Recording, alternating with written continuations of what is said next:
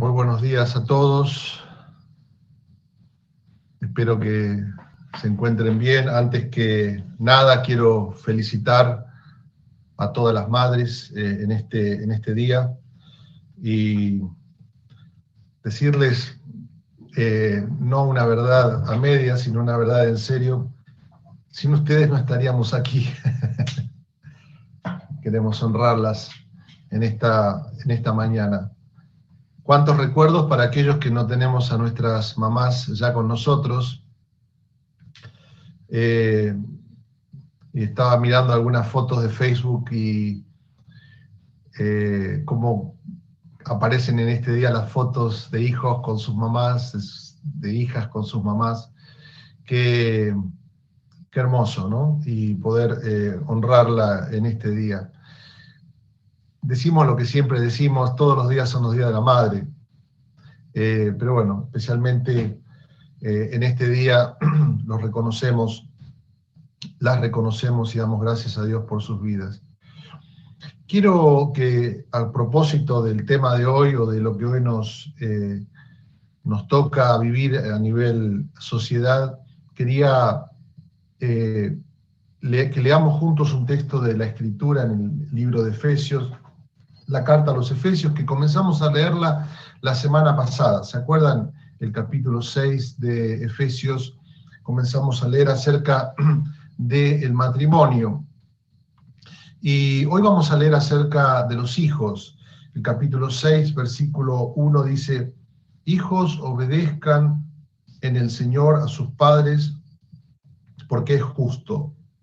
Honra a tu padre y a tu madre, que es el primer mandamiento con promesa, para que te vaya bien y seas de larga vida sobre la tierra. Y ustedes, padres, ¿qué dice a los padres? Ustedes, padres, no provoquen a ira a sus hijos, sino críenlos en disciplina y amonestación del Señor. Sino críenlos en disciplina y amonestación del Señor. Una palabra hermosa esta mañana para recorrerla juntos, recordando que estamos hablando de un texto que ha sido muy importante para la Iglesia y para la sociedad toda a lo largo de los siglos.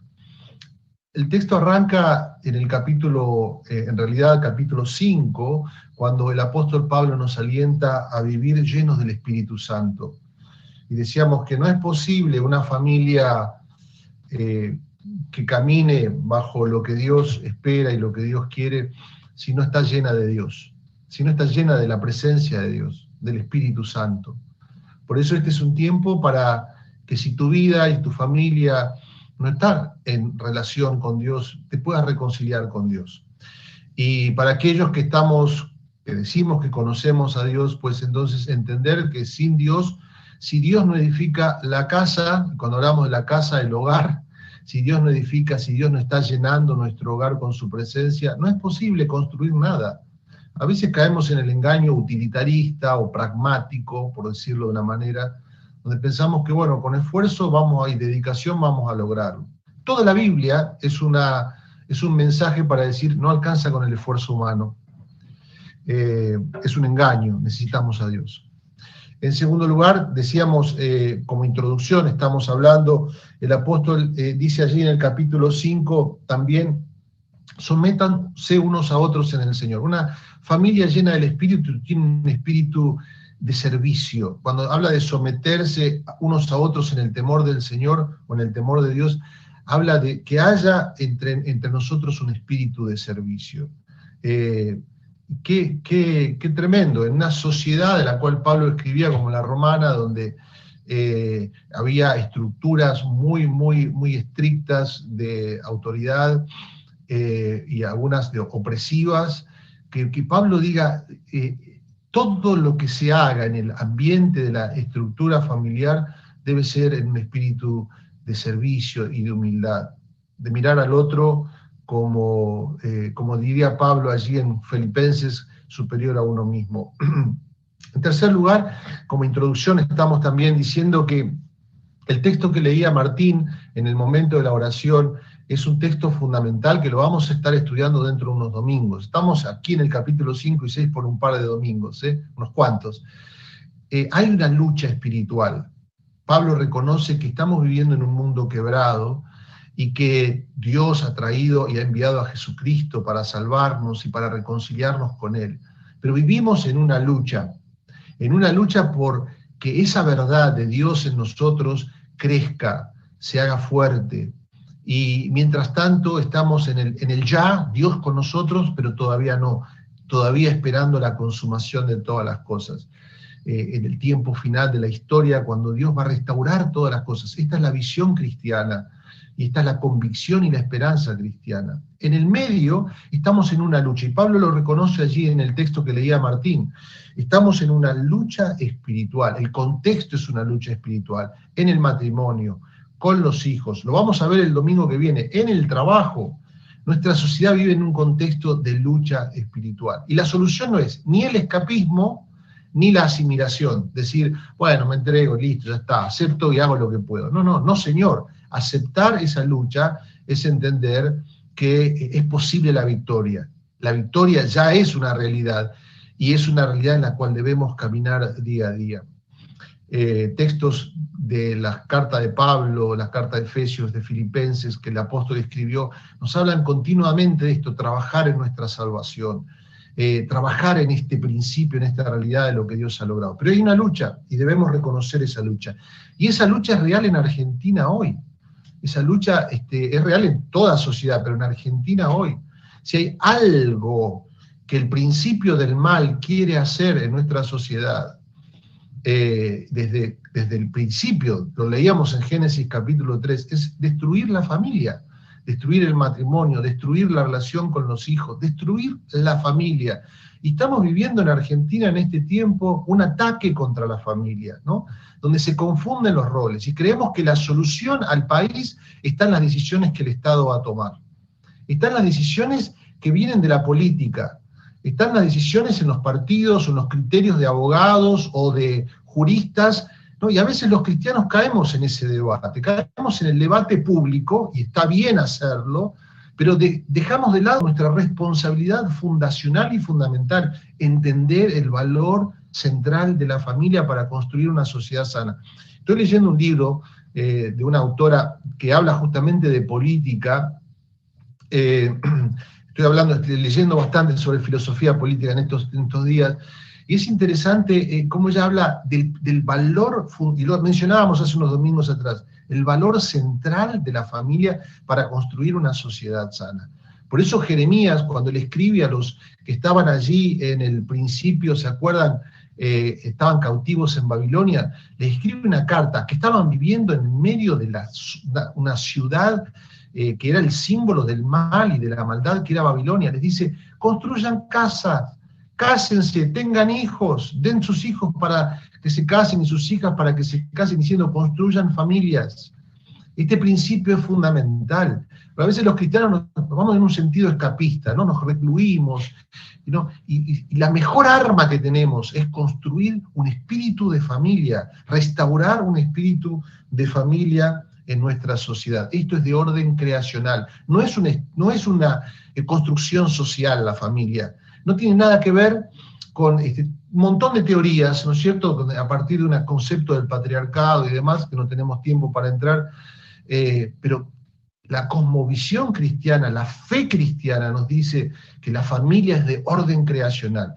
Sociedades, ciudades y países que han centrado su estructura organizativa y cívica en torno a la familia han prosperado y van a prosperar. Argentina, tienes que construir la familia y tienes que fortalecer la estructura de la familia. Bueno, esto tiene implicancias para el ámbito de la educación, especialmente, no solamente en ello, y en muchas otras áreas, pero por eso es tan central para nosotros en esta mañana meditar acerca de este texto. Bueno, vamos esto fue una introducción nada más, pero vamos a ir rápido. El apóstol Pablo les habla en primer lugar a los hijos, y después les habla a los padres. Así que Digo, qué cosa, ¿no?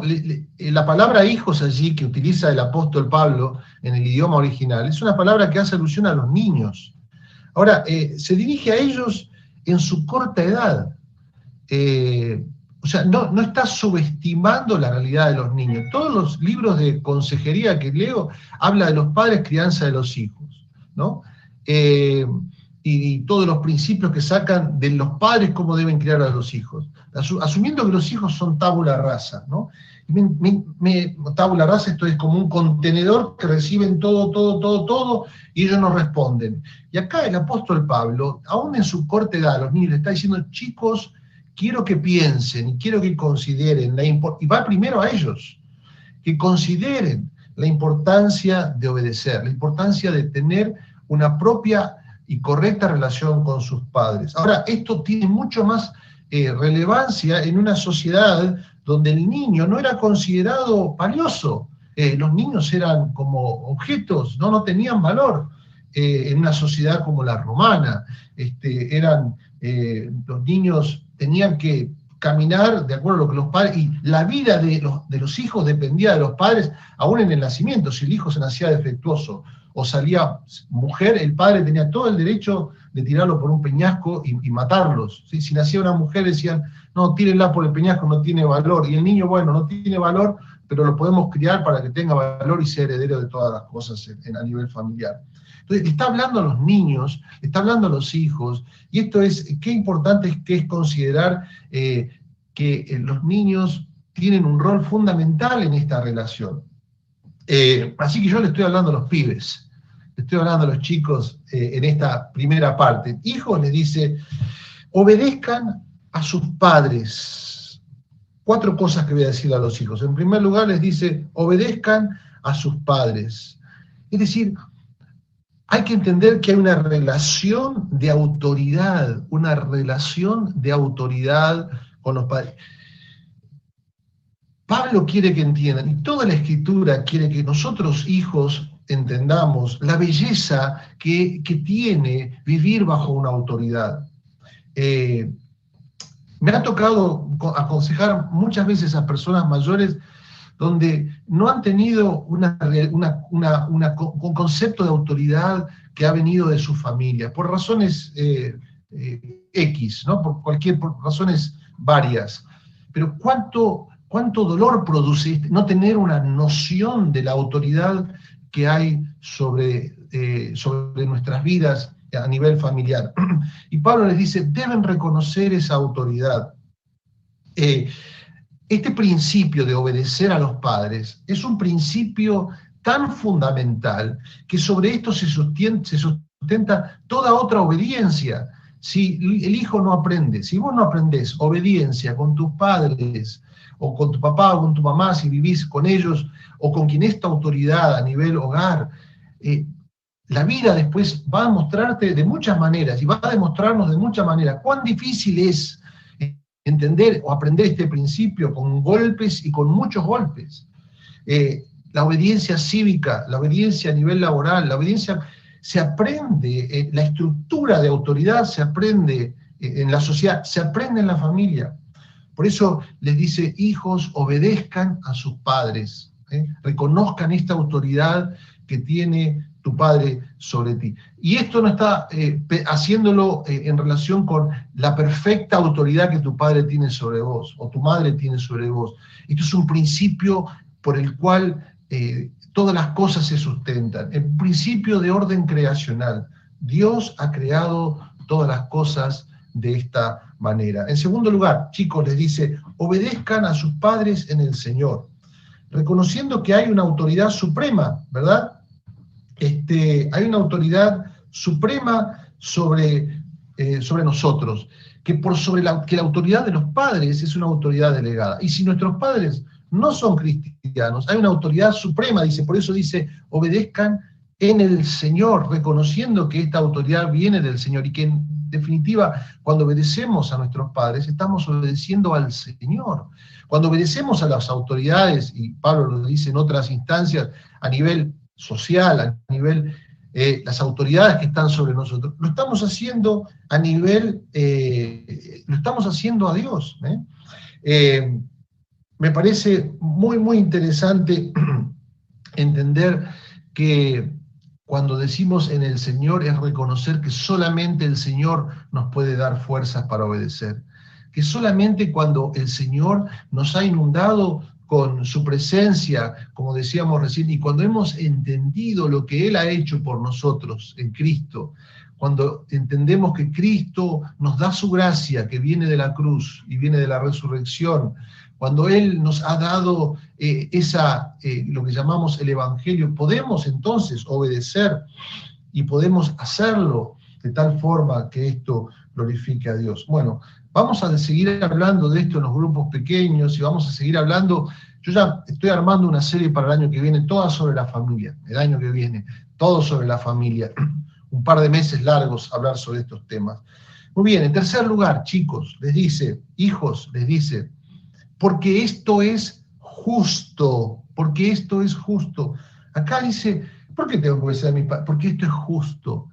Está reconociendo que hay un principio de orden universal, que hay un principio que tiene que ver con un orden creado.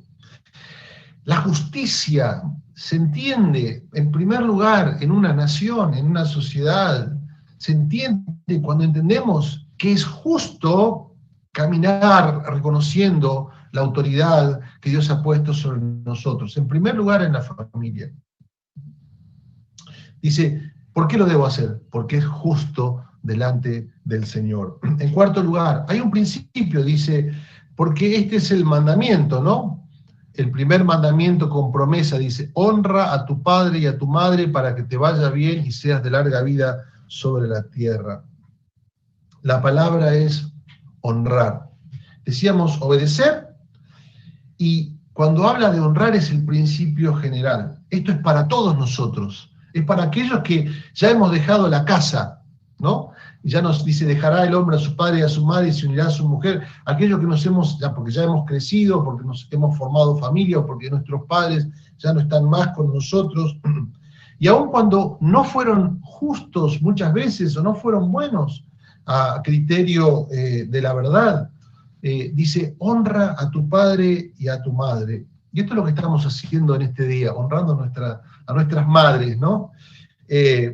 Pero este principio de honrar al padre es un principio que tiene que ver con una elección que tomamos, una elección moral, de darle dignidad y darle cortesía a nuestros padres. Dice, honra a tu padre y a tu madre. Para aquellos de nosotros, yo diría que es un principio mucho más profundo, ¿no?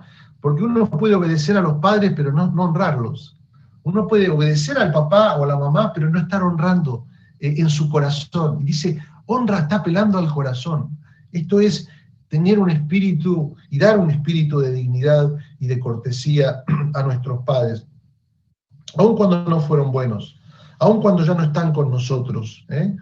Este principio de dignidad me parece muy importante, un principio que nos puede ayudar mucho a sanarnos.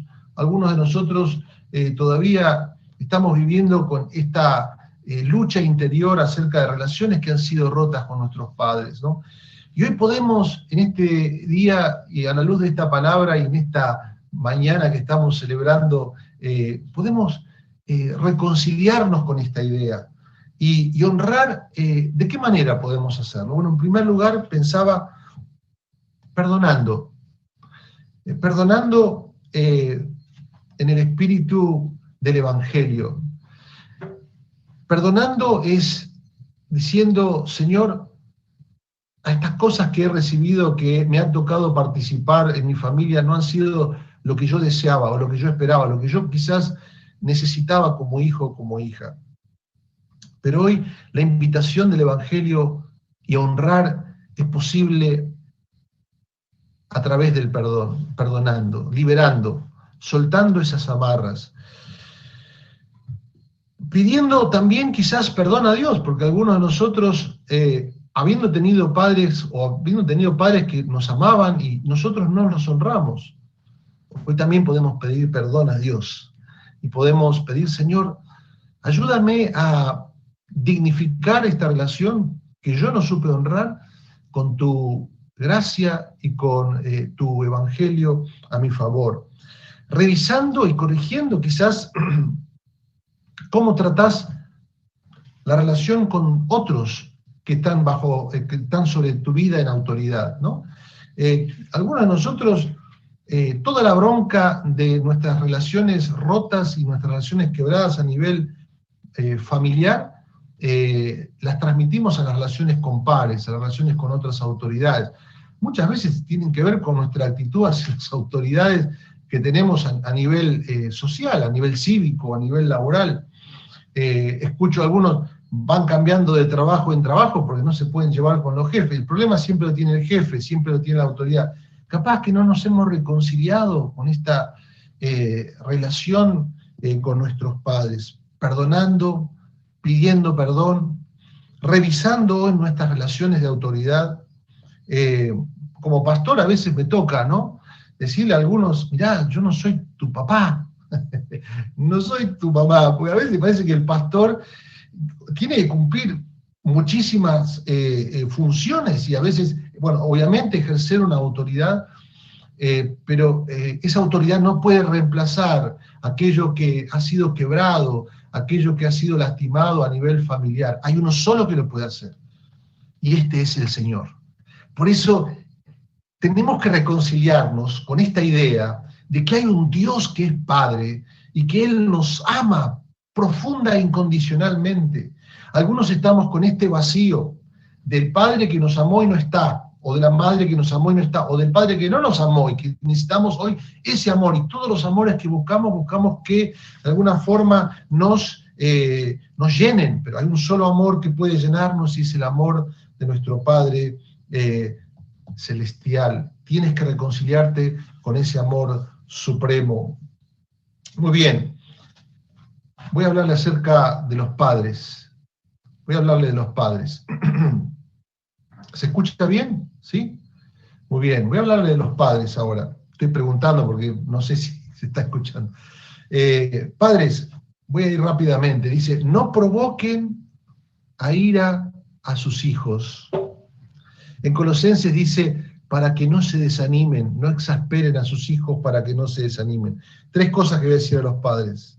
No provoquen a ira a sus hijos. En segundo lugar, críenlos. En tercer lugar, en disciplina e instrucción. Dice, no provoquen a ira a sus hijos. No los provoquen a enojo. Esto quiere decir que a veces los hijos pueden enojarse porque no hemos ejercido una autoridad apropiada sobre ellos. Y la invitación es, en primer lugar, negativa, ¿no? Fíjense, otra vez centrada en los hijos. Podemos ejercer nuestra autoridad de una forma arbitraria, sí, porque sí, no, porque no, una forma paternalista en el sentido negativo del término, porque creemos en una estructura patriarcal, en el sentido del padre como cabeza del hogar, lo creemos profundamente, lo decíamos el domingo pasado. Pero hay una función de autoridad que es arbitraria, que tiene que ver con un concepto de autoridad que es destructivo, que es opresivo. Mi padre decía algo, cuando a veces encontraba algún chico, compañero mío del colegio, o a veces en la comunidad de fe, que le decía que sí al padre todo, y después cuando por ahí me iba a dormir a la casa de él, compartir una noche, un fin de semana, él me empezaba a contar, y yo siempre recuerdo, cuando tenía 14 años, que fue la primera vez que empecé a salir con mis amigos, y me quedaba por ahí a mí en la casa de alguno para conversar, a la noche me contaban sus historias. Yo decía, pero ¿cómo puede ser? ¿Cómo puede ser que se viva en esa dicotomía, no? Y cuando veía la estructura de autoridad, una estructura a veces muy arbitraria, que rompía el corazón del hijo, y después el hijo termina haciendo una doble vida, ¿no? Porque está este sentido de autoridad que es arbitrario, ¿no? Por eso dice aquí el texto, no provoquen. Me ha tocado esto. A veces esta ira que se levanta en el corazón de los hijos se levanta cuando son grandes, ¿no? De adolescentes o niños se la van bancando y después explota, ¿no? Tengamos el discernimiento, papás, mamás, para no provocar a ira a nuestros hijos. Pensaba esto, dice, criarlos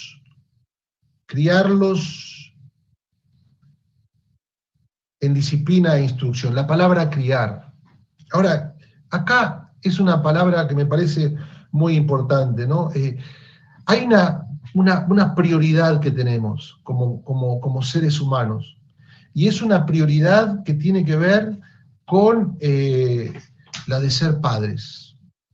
Me parece, y yo pensaba esta mañana lo siguiente: esta prioridad de ser padres no tiene que ver solamente con la de tener hijos físicos.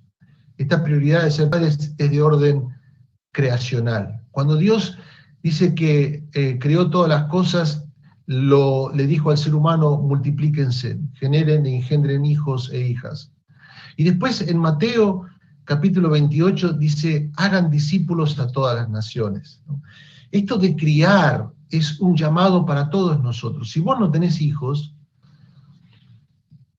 no tenés hijas, hombre o mujer, hay un llamado que es para todos, que es la de generar, criar y engendrar hijos espirituales. Esto es un llamado que nos prepara para la vida y nos prepara para entender el propósito central, uno de los propósitos claves y fundamentales por el cual estamos aquí en la tierra, es para generar hijos e hijas espirituales. Entonces, el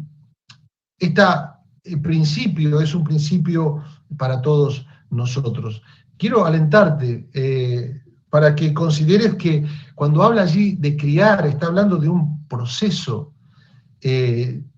Nuestro trabajo es un proceso, el hacer discípulos es un proceso, ¿no? Y no es algo que uno puede cambiar de un día para otro, una conducta, o uno puede cambiar ciertas actitudes. Esto es un proceso al cual Dios nos está invitando como padres físicos y como padres espirituales, ¿no? Si Dios te llamó, Dios te capacitó. Si Dios te llamó, es porque Dios te capacitó para ser padre.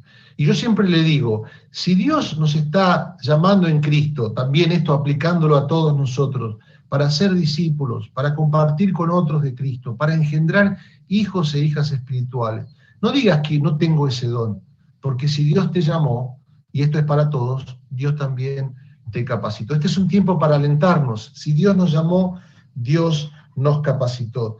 Esto también nos tiene que alentar a la humildad, ¿verdad? Porque criarlos es criarlos en humildad. Esto es reconocer que tenemos muchas limitaciones y reconocer que no tenemos todo claro. Yo creo que una de las cosas más lindas que un padre puede vivir con su hijo, con su hija, es ser consciente de nuestras limitaciones. A veces aprender a pedir perdón, aprender a decir, bueno, me equivoqué, hijo, me equivoqué, hija. Criarlo significa reconocer que tenemos un rol que cumplir, que es el de mentorear y es el de acompañar, y nuestra identidad no se encuentra en nuestros hijos. Nuestra identidad, para poder hacerlo bien, solo puede ser posible en el Señor. Por eso dice: instrúyanlos en disciplina y en amor en el Señor. No podemos hacerlo de otra manera si nuestra vida no está identificada y nuestra vida no está aferrada a Cristo. Dios quiere que seamos padres felices. Dios quiere que seamos padres pacientes. Dios quiere que podamos disfrutar de nuestra acción de criar a nuestros hijos. Y por eso nuestro llamado es hacerlo en el Señor.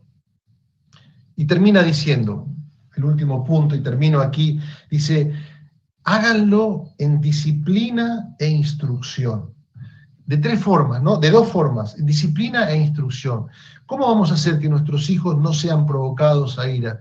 Criándolos en disciplina e instrucción. Disciplina es corrigiendo. Lo que está mal, lo que está bien, está bien.